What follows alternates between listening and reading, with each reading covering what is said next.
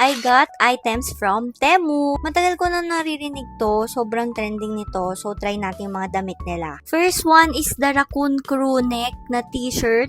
Sobrang comfy nung tela nito. And guys, ang mura niya, 183 pesos only. Next naman, nagulat ako dito. Ang ganda ng quality ng cargo pants. Ang pinili ko ay XL. So, diba, I'm on my jersey era. And parang jersey na rin na to, diba? Ang maganda dito, kung ano yung nasa picture, ganun din yung dadating sa'yo. Favorite color ko pa, tas terno pa siya dun sa pants natin. Bagay na bagay siya dun sa pants natin. Ang ganda, na-enjoy ko siya.